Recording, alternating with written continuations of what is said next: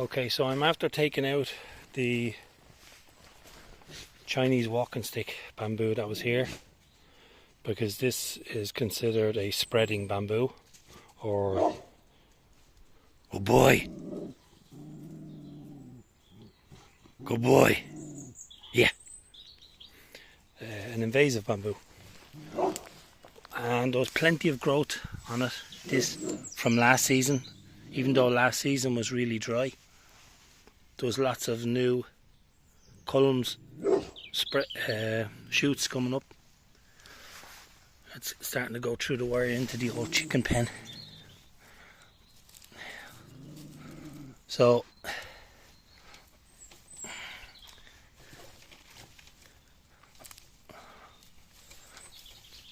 we'll take this out.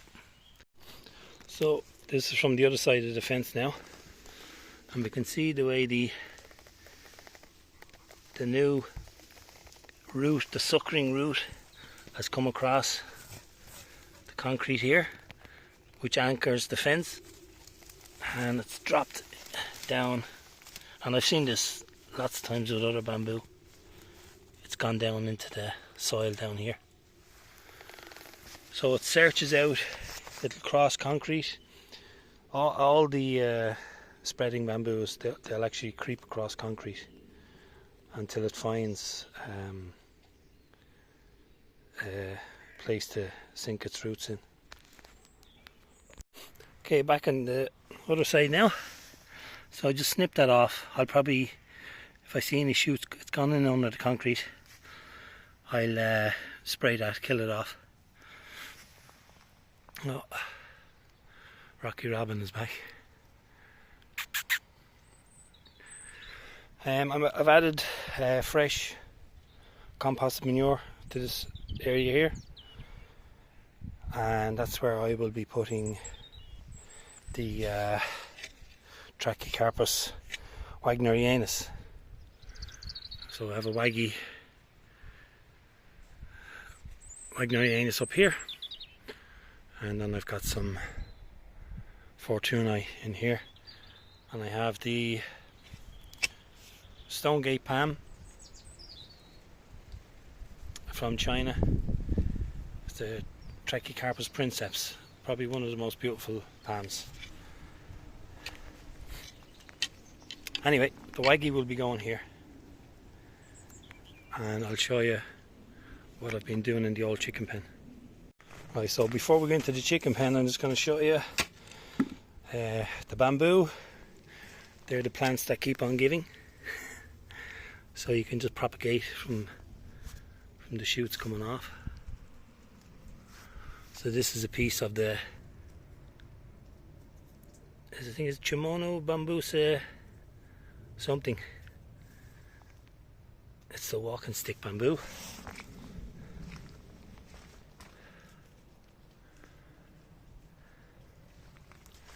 And I'm just putting them into the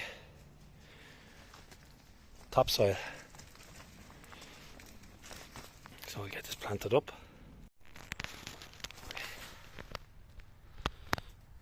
That's a big pot there now. Right, I'm not going to cut these two back. I'm just going to give them a good water.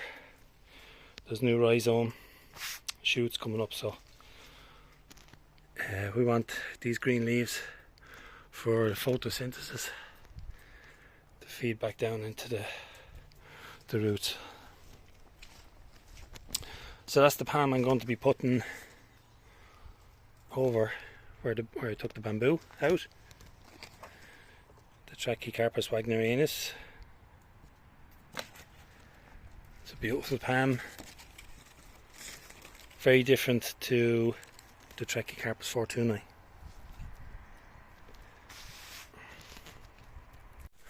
Right, so there's going to be some changes here.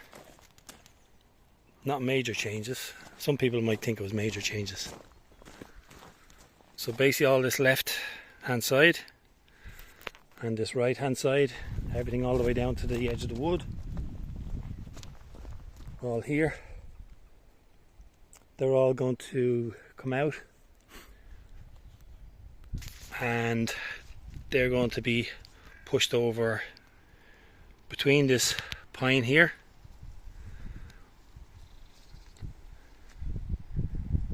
coming around here.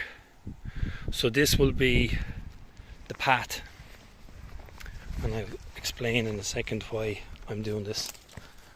Okay, so the path, when you come down off there in the arid bed, you'll just continue in here,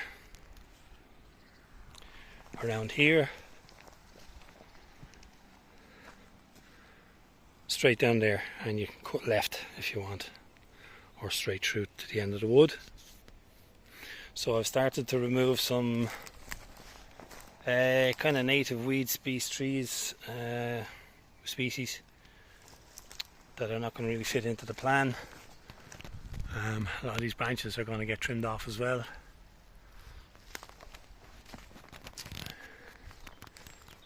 So that one's come down.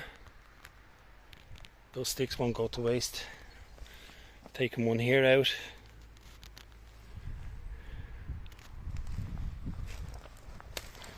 I put in the fascia there, and basically the whole root ball, that was that pot. I used a huge pot for the bamboo and the compost in it. That's the same compost I used for the fascia. Lovely sandy loam, and it basically stayed completely, well, apart from this little small bit, completely intact. So it just fitted like a plug straight into the ground here. That's one of my own fascias, just taken from a cutting, looking really healthy. There's a couple of sycamores here that I've removed. I've just gone straight in with the saw. I'll put some, I have to get some chemical to paste on to kill the tree, the roots on the ones that I don't want. That pine, I'll try and clean it up. A lot of dead branches on this side. It's probably because of in the shade during the summer from here. Most of the growth is up top.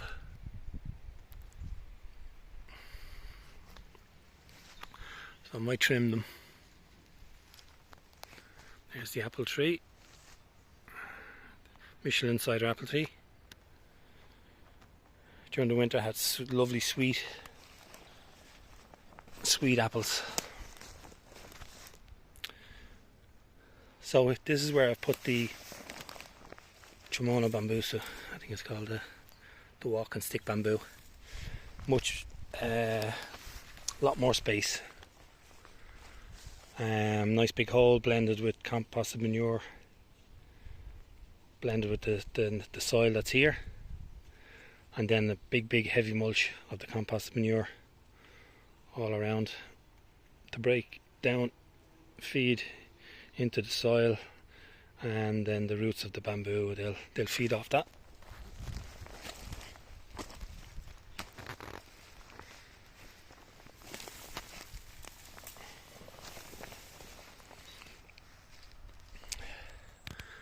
So these plans are just constantly coming into my head as I'm thinking about it, and the plan is just feeding down into the wood. And basically these trees here are for the canopy, the top canopy over the bamboo canopy and the fascia and the palm canopies. And then down low I've got dwarf bamboo, sedge, some of the dwarf bamboo, and smaller plants, rhododendrons, which will grow up. So I can actually put in trees in here because you can just see the sun here, it's south facing all the way south, and then in the evening time in the summer the sun is going to keep on going. So the plan will be to trim a lot of these branches, thin them out to let more sun cross into here. So before I go down into the wood, I'm not going to touch these. This will still be between the two giant rhododendrons. This will still be an entrance here. That'll be a pathway across here, and that pathway will remain here. I'll leave these here, but basically everything from here up is going to, I'll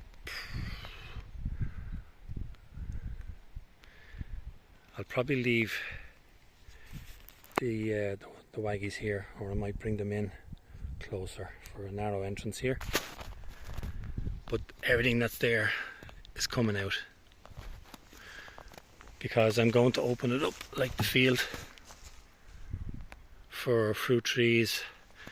Next season, I'm going to plan on fruit bushes, berries, stuff like that, and they are going to be probably mingled around here anyway.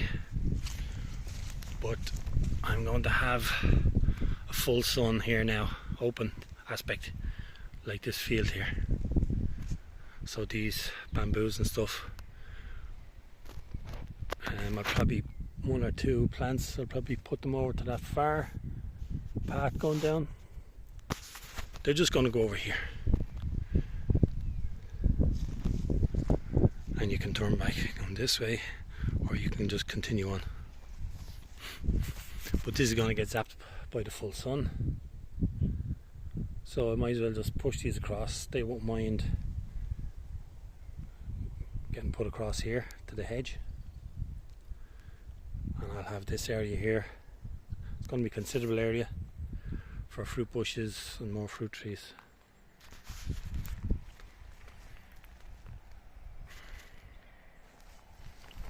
There's another lovely pine.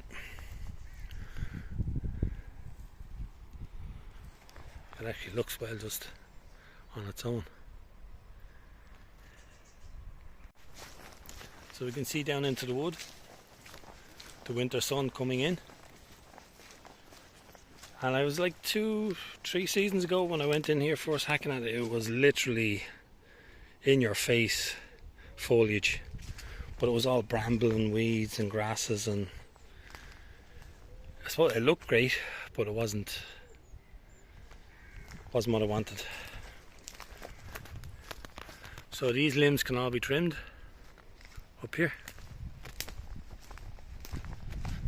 and so some of the native trees, here's another ash, these can all, fallen ones here, ash dieback,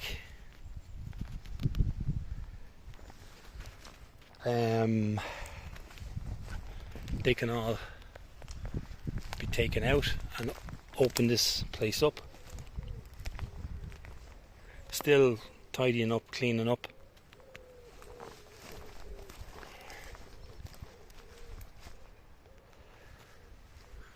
But down this end here, yeah, so I can put in trees that will still create a canopy, but they can bear fruit if they're in this southern aspect with the full sun beaming down now. So some of the bigger, heavier trees I can relocate into the middle, and just this bottom area here across this way, and the hedge line, trim it down and give it full sun. So I have cherry trees here.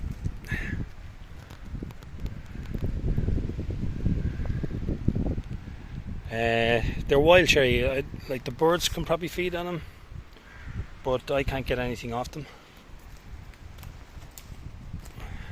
So if these are all gone, it's going to create an open void for sunshine, and I can put in trees that can bear fruit, tall trees, and they're obviously not native to Ireland. This can come out here.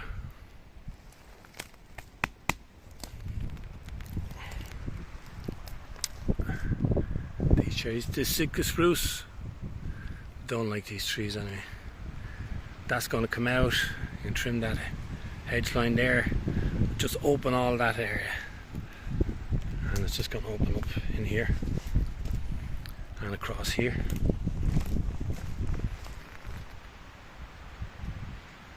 Nina's onto something, probably a mouse. A lot of tidying up still being done. There's only so much you can get done at a time.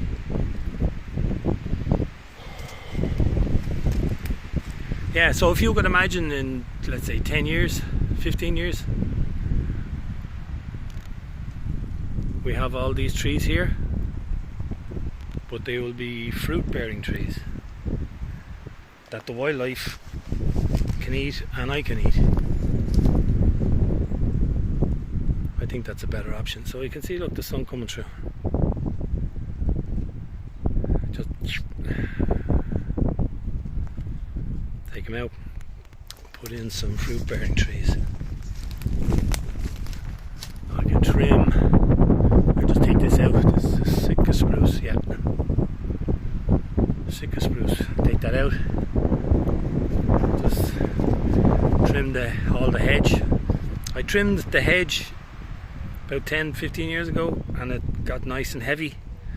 But like all hedges, if they're not kept in check, they just get tall and spindly instead of heavy down below.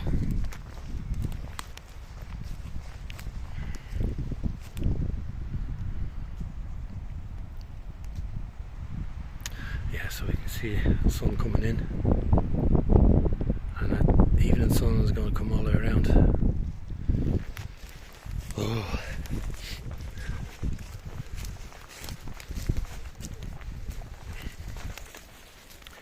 This is a camping setup, a big tarp and a fly tarp that I've left out all winter. They haven't torn. Everything is bone dry underneath. You can see the soil, everything is sticks, all bone dry.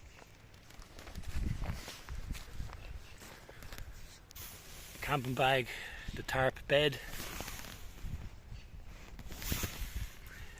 haversack. I've had to shake out the cobwebs and the spiders, but it's bone dry. It's actually super comfortable, but for the last couple of years, especially last year and the year before, I've had serious problems with my back, so I haven't been paying much attention to this camping area. But hopefully, she's enjoying the sun. Look, happy dog.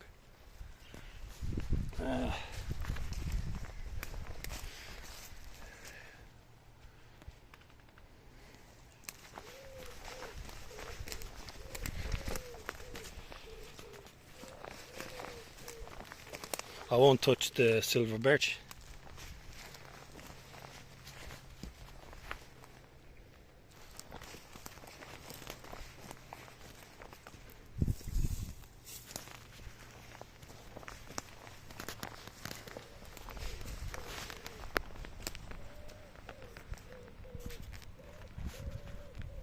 So this is the path on the other side leading up to the tunnel. I've absolutely massacred this pine here, and the shade that it was casting with the tops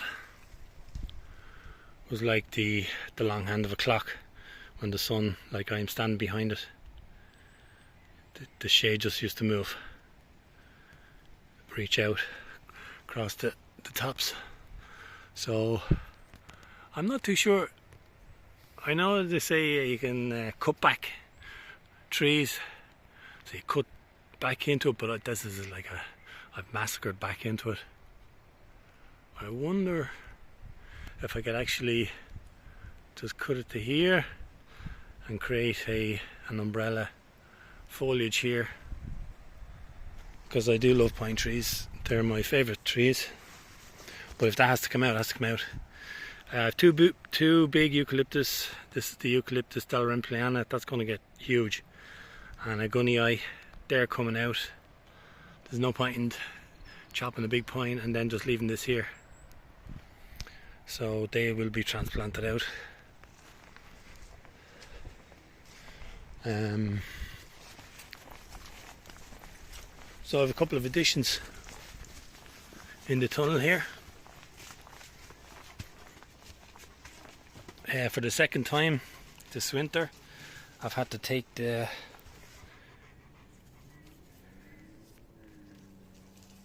some of the pots and plants, like this New Zealand Sheffera. I had to take it out and water it again. The tetrapanics had to take out again. Not too much water. Right, so for the citrus I've added 2 Poncirus trifoliata, and these are generally just used as rootstock. The fruit that it bears, you can't really do anything with them.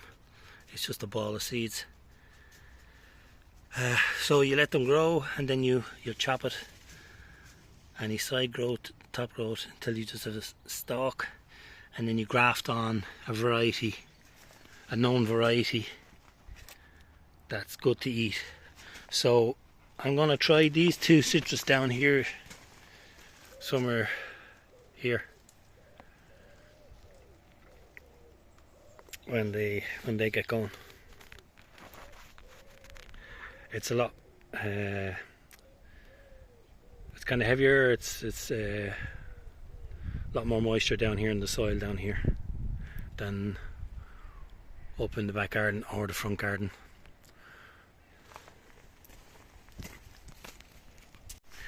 Right, so what I've also brought in, I've done previous videos on the Simina triloba, the pawpaw, the pawpaw, and I have, was it 4 cultivated varieties, so they've been cultivated for fruit, big fruit. And those cultivated varieties are going to go into the full sun aspect here, where the Asian pear, the nashi, are.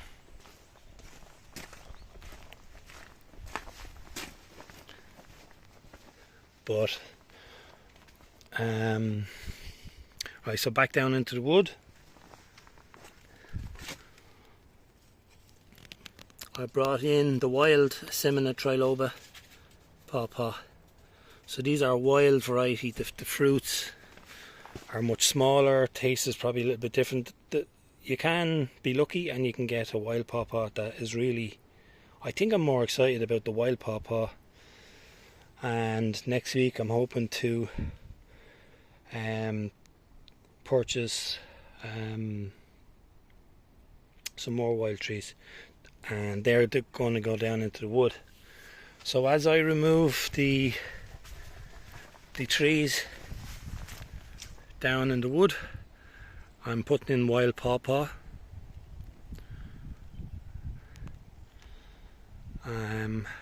and just build them up. Not too many, but they'll be going down into the wood. The wild pawpaw and the cultivated ones will be up here.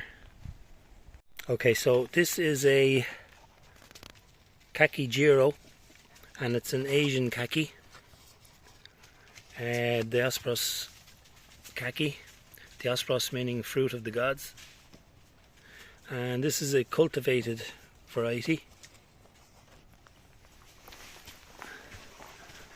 It's an Asian persimmon. I have a hybrid persimmon. This is a Ukrainian Diospyros kaki, Nikita's gift. So it's a cross, Diospyros kaki cross Diospyros virginiana. So virginiana, this is the American wild persimmon. And next week I hope to make a purchase for wild persimmon. Again, these fruits are smaller. The trees can grow into full size trees depending on the conditions, etc., like any tree. But they will be the wild persimmon, American persimmon, virginiana, and the Simina triloba, the wild American pawpaw, is going to go into the wood down here, and hopefully it's just going to soak up, you know, forget the weather, 8 hours no problem getting the sun. So all around and underneath the those fruit trees, I'll be still continuing the jungle kind of tropical optics aspect with Trachycarpus palms. So in the middle, what I hope to plant down in the wood are 4 of these Waggy palms, Wagnerianus. So down the middle and around the sides and the back, periodically I've placed Trachycarpus fortunei, the Chinese Chusan palm. But in the middle, on both sides of that central path, one lower than the other, Trachycarpus wagnerianus. They do look very, very different. And then around those palms, eventually these seedlings will be planted, and I'll be using those seedlings into these pots, plastic pots. You can buy 50 at a time.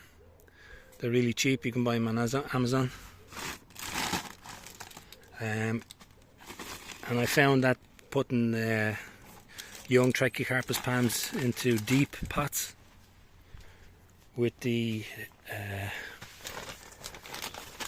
this really fine textured topsoil, sandy topsoil, the roots develop really well, they develop fast.